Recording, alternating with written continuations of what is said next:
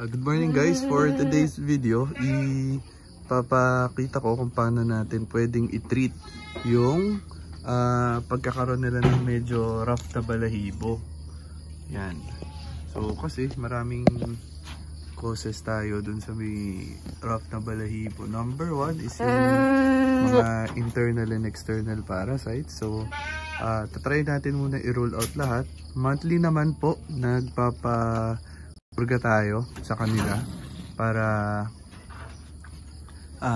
matanggal natin yung mga internal parasites. Pero dito naman makikita natin po maganda yung katawan niya. So most likely hindi internal parasites yung problem. So possible na isa is yung copper deficiency. Normal naman po na dapat talaga nagsusupplement tayo ng copper dahil malamang yung mga nakukuha nating pagkain ay kulang sa copper vitamin. So papakita po natin ngayon kung ano yung gagawin natin dito sa ganitong mga cases. Po yung binibigay natin, yung copper bolus. First po, syempre lagi dapat natin check yung expiration date. So this one 2025. Tapos ganito po yung pagbibigay sa kanya. So check nyo pong maigi kung ilang grams ng copper yung nandun sa ano nyo. Meron po kasi itong 2.1 saka 4. So check natin yan para dito mamaya makikita natin. So sa adult sheep and goat, ito po tayo sa pangalawa. Ang kailangan niya ayun 1 times of 4.2 capsule. So dalawang ganito po yung ibibigay natin sa kanila. So naka-capsule po ito, pero pag binigay po natin siya, nilalagyan po natin para mas madali sa kanila, kasi po actually amoy pulbura yung ganitong gamot and hindi natin siya mabibigay ng ito lang, kaya nilalagay natin siya sa loob ng saging dahil yun po gusto nila. So papalaman natin to sa loob para madali naman po nilang makain. So papakita ko po kung paano natin pine-prepare po yung preparation na ginagawa natin. So yan, sa saging po hatiin lang natin siya sa gitna. Then dyan po sa loob niyan, dyan natin ilalagay po yung mga copper bolus na ibibigay natin. Yan.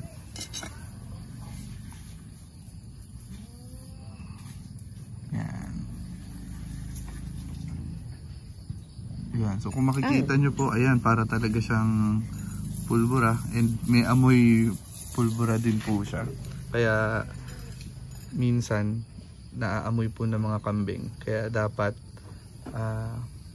pag binigay po talaga nakaloob siya dun sa may saging. Kasi po through experience, may magagaling po na kambing talagang tinitikman nila, lalo na pag minaamoy lang sila ng konti. Yon, minsan po hindi nila kakainin. So ganyan lang po yung preparation. Ipe-prepare lang po namin lahat para mamaya bigay na lang po tayo ng bigay. Then pwede nyo ipit na lang dun sa loob. Tapos yan. So sabi ko nga po, 2 capsules yung kailangan natin sa isa. So itong 2 piraso na saging po, yan, pang isang adult na kambing lang po yan. So prepare lang po natin lahat para mamaya tuloy-tuloy na po yung ano natin.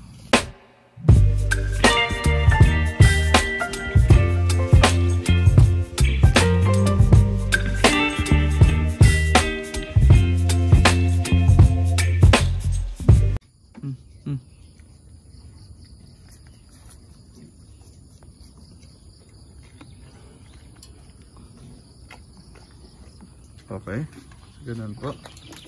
Marami na punta sa akin. So ayan, i-check nyo lang po maigi kasi talagang nagkakaano tayo. So sayang. Ayan, okay. Wala pong matatapon. Check nyo po maigi. Yun, so okay lang po. 2 saging lang po kada isa. So ganun lang po kadali sila bigyan ng mga copper bolus. Meron lang tulad po nito ni Alpha na talagang hesitant kasi first time niya magkaroon nito. So hindi ko alam kung hindi siya sanay sa saging or naaamoy niya po yung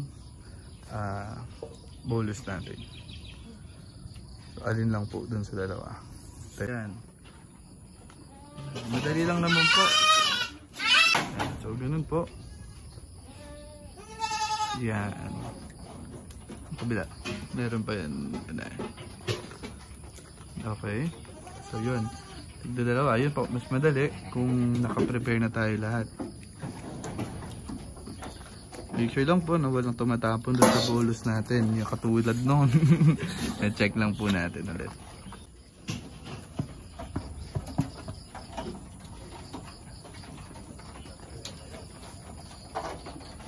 Okay. Gaya. Gaya. Dalawa lang naman po. Wala pa eh. Teka lang. Wala pa lang naman. So, Baka so ito, break time po muna. Nagpadede muna bago mag-bolus. So may mga ganyan po talaga tayong inahin. Kahit bigyan nyo ng pagkain, hindi ka agad sila umi-stop na magpadede dun sa mga anak nila. So ito po, yung makukulit na kids. Ayan. Dahil parang treat sa kanila yung saging, medyo hinahabol po nila. Kaya mas maganda habang nakakulong, doon po natin bigyan. So ayan, sige. Si Italia na si Aisen. So ayan, medyo siya lang yung hindi ganong tikim-tikim pa muna. Pero once matikman naman po niya, itutuloy-tuloy na niya mamaya.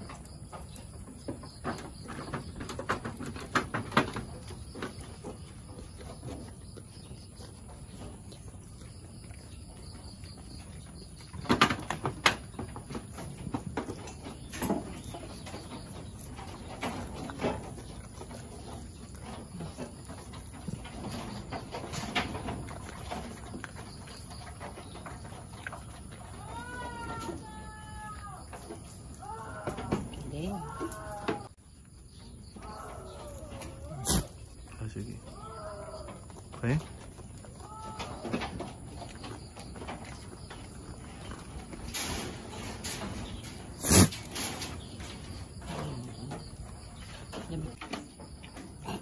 And para sa last po, so sobrang mabilis lang.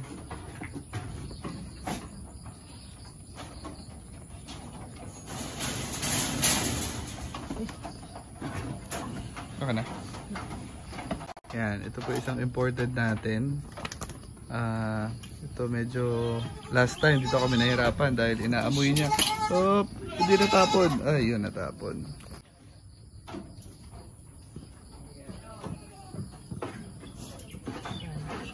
So hindi ito po buntis, talagang kinokondisyon lang po natin yung katawan niya.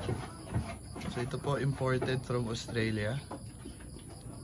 Kaya sila yung isa sa medyo mahirap po pakainin dito. Okay. Sydney! Dalawa na yan. Ako dalawa na. Sydney! So ito po naman yung isa na yun, yun yung buntis. Yun po, kaya masasabi natin na safe po siya sa buntis. May mga mahirap po talagang pakainin. Lalo na last time sila.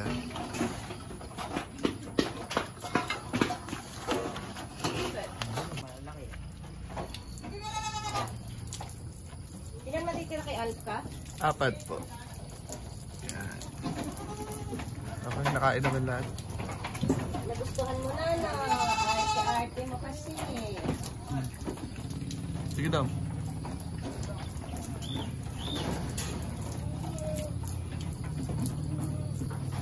Ay, sayang. So ito na po yung naging effect after 2 weeks nung pagbibigay natin ng copper bolus. So makikita nyo naman po na mas kumintab yung balahibo niya and wala na po yung medyo magaspang na itsura. Hanggang dito na lang po. Thank you and God bless.